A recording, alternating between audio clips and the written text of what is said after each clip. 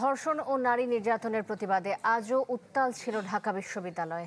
বিভিন্ন বিভাগ ও ক্যাম্পাস সংগঠনের ব্যানারে মিছিলে অংশ নেওয়া শিক্ষার্থীরা দাবি জানান ক্যাম্পাস সহ সারা দেশে নারীর নিরাপত্তা নিশ্চিত করার। অনেকেরই মত ধর্ষকের প্রকাশ্য শাস্তির, তবে মব সহিংসতার পক্ষপাতী নন তারা।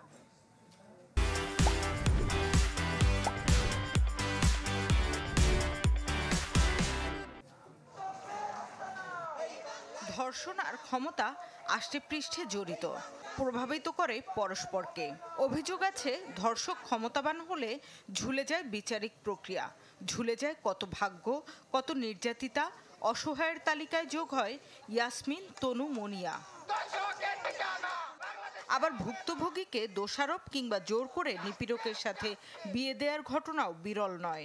নির্যাতনের মাত্রা আরেক কাঠি বাড়ে ধর্ষণ প্রমাণে করা টু ফিঙ্গার টেস্টে।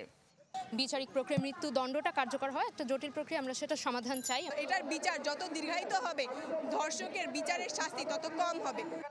আন্দোলনকারীদের অনেকেই আবার প্রকাশ্য মৃত্যুদণ্ড চান ধর্ষকের, কিন্তু সেটাই বা কতটুকু যৌক্তিক?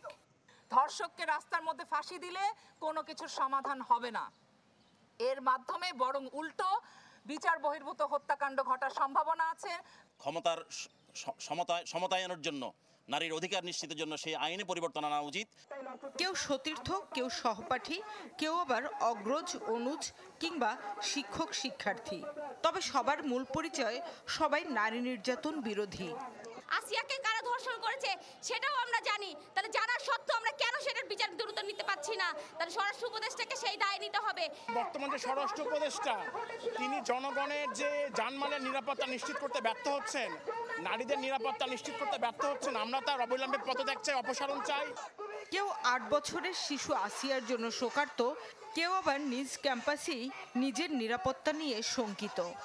পরিবর্তনের আশায় যে মুভমেন্টটা হয়েছিল জুলাইয়ে, সেটার পরবর্তীতে আসলে আমরা সেরকম আশানুরূপ কোনো চেঞ্জ অ্যাকচুয়ালি দেখতে পারিনি বা পারছি না। আমাদের সম্মানিত উপদেষ্টারা তারা হচ্ছে বিভিন্ন ধরনের হচ্ছে মানে আমাদের এই যে ছাত্র সমাজের চাপে পড়ে যখন যেটা মন চায় তখন সেটা বলে দিচ্ছেন।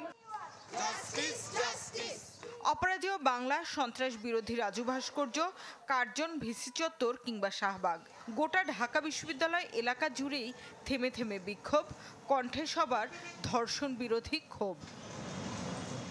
শামিমা সুলতানা, চ্যানেল 24, ঢাকা।